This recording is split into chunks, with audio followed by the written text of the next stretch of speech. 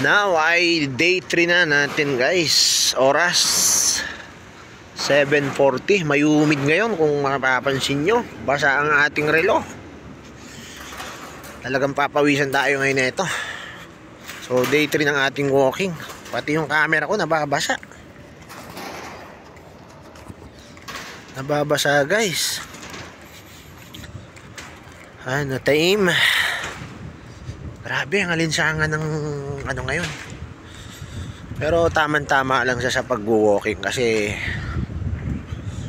papawisan talaga tayo nito.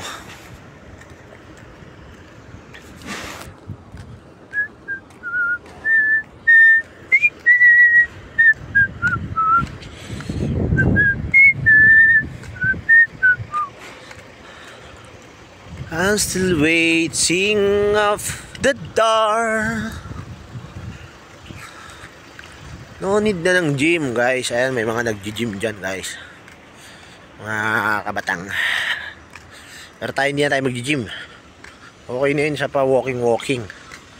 Makukuha na yun sa pa-walking.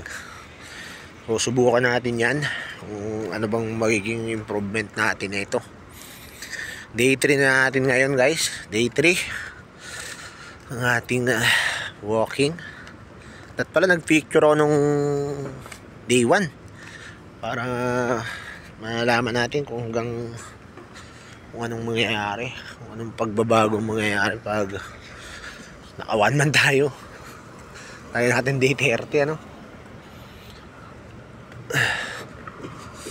So gilid-gilid lang tayo. Medyo marami pa yung sasakyan kasi maaga pa. 7:40 ng gabi, no? 7:40 na pero ang liwanag pa ngayon. So kahapon dito tayo dumaan.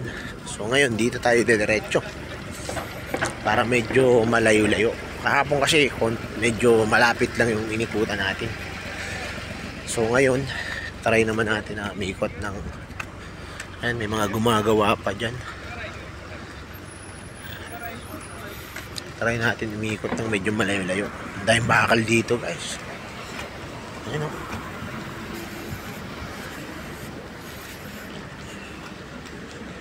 Iiwan lang dito sa harap. Ano? Labas.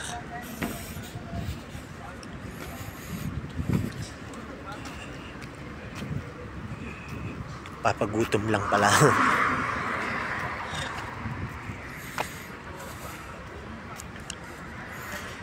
Ayan, dito naman tayo, no? Para maiba naman tayo ng lugar. Deep clean.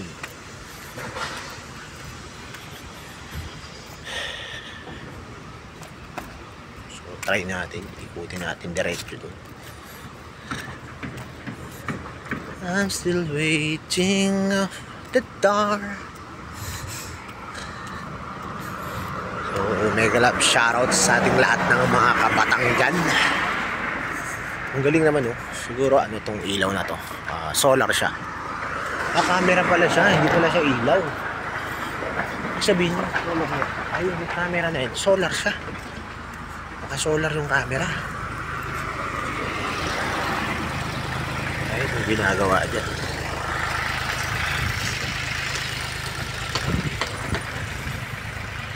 Oh, may mga kahoy pa na ganyan, oh.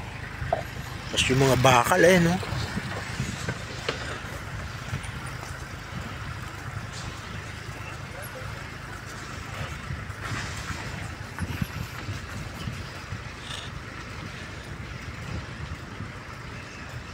I'm still waiting at the door. Hindi na rin siguro natin masyadong hahabaan, no? Kasi yung iba hindi rin naman natatapos. Pero okay lang. Yung nga rin pala talaga, huwag kayong mawala ng pag-asa kung lang nanonood ng mga videos nyo. Sa pakiramdam nyo parang tinatamad na kayo. Pero wag nyo naman ding pilitin yung sarili nyo. Ako naman kasi guys, nag-enjoy ako sa ginagawa ko. Yung kasi yung importante, masaya ka sa ginagawa mo. So hindi mo masyadong ini-expect na may manood ba sa'yo o wala. Kumbaga bonus na lang din natin na may mga sumusuporta sa atin, may mga nanonood sa atin. Huwag niyong masyadong pinupush yung sarili nyo na may stress. Ako kasi ini-enjoy ko lang. Kahit yung mga WH na yan, huwag nyo masyadong ini-stress yung sarili nyo. Kumbaga, nandun na tayo. Sipagan nyo. Wala pa nandaan dito. Sipagan natin, ganun. Pero dapat nag-enjoy kayo, hindi yung ginagawa nyo yung bagay na kagaya yan pagbablog, pero hindi nyo naman talaga sa gusto o hindi kayo masaya sa ginagawa nyo. Kasi minsan yung mga viewers natin, guys, parang alam din nila na ganun, na kaya nag-i-enjoy din sila kasi nandun na yung pagiging natural natin. Kumbaga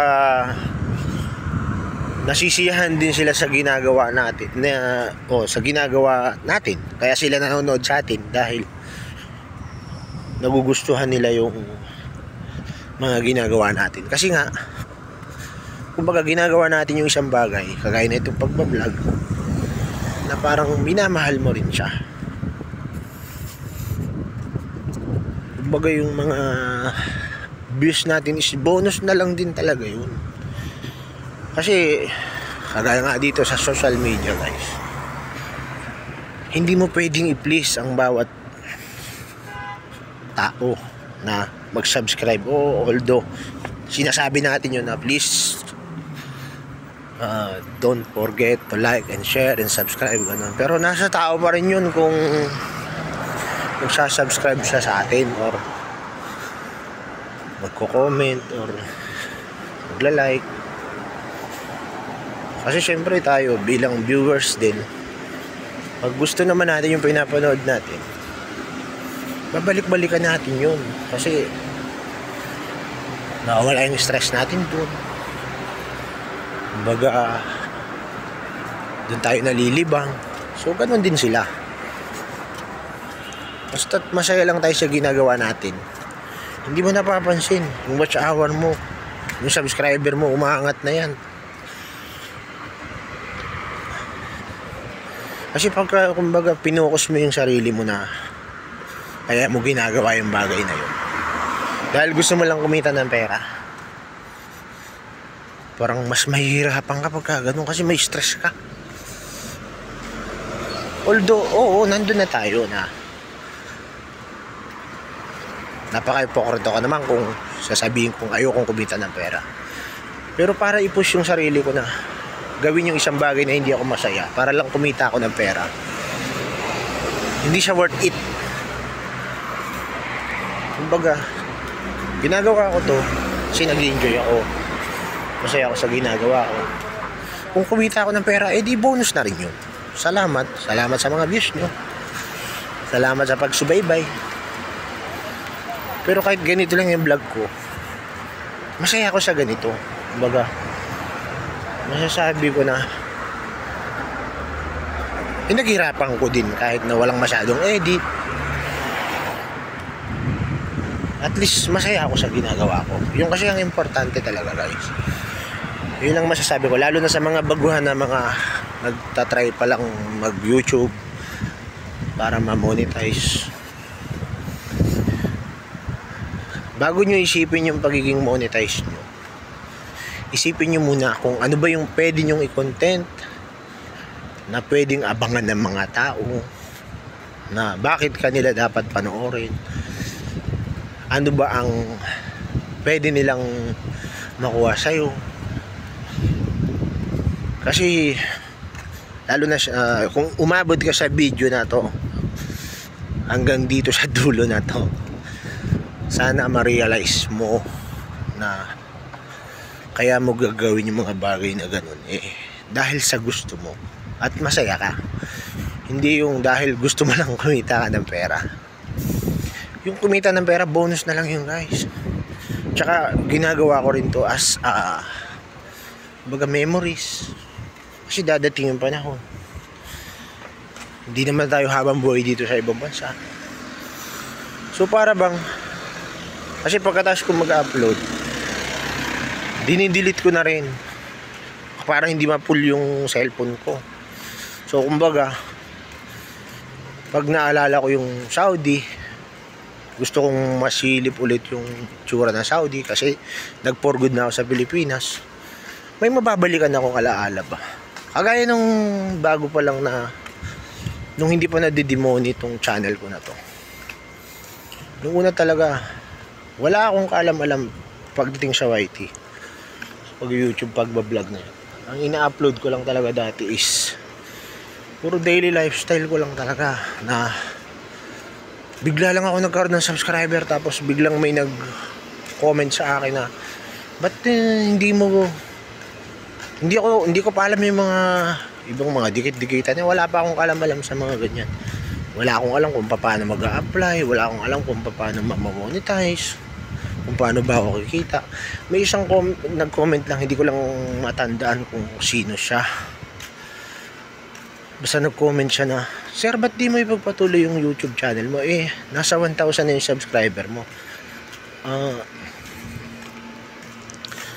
Ilan na ba yung watch hour mo?" So parang nag-isip ako, ano yung watch hour na sinasabi? Sayang yung upuan, no? So hindi ko alam yung mga watch hour na sinasabi. Hanggang sa inaral ko siya. Ano nga ba yung watch hour? Ano ba yung ganito? Hanggang sumali ako sa mga GC. Hanggang nagtayo na rin ako ng sarili kong GC. Nagkaroon na ako ng mga premiere, ganyan. Nagkaroon na ako ng mga member. Hanggang sa nagtuloy-tuloy na, hanggang natutunan ko na rin, tapos inaral ko na rin. At mas natutunan ko pa siya, guys, nung na-demonetize ako, kasi mas inaral ko yung mga rules and regulation kung bakit ako na-demonetize. Hanggang kaya, yung isang channel ko, si Iyo TV, yan sa akin po yung channel na yan. More on tutorial po yung ginagawa natin dyan. So, nagtuturo po tayo ng libre at wala pong kabayad-bayad yan. Kumbaga, para lang din makatulong tayo sa mga beginners na mga hindi nila alam kung ano yung mga, kahit mga simpleng bagay lang, at least nasasagot natin yung mga katanungan. At yung mga hindi naman po natin nasasagot, aaralin pa po natin. So ganun lang. So paano, guys? Medyo malayo-layo po yung bahay namin, pero masyado nang mahaba yung video ko. So tatapusin ko na dito, at ingat kayo palagi kung saan man kayong sulok na mundo. Peace out!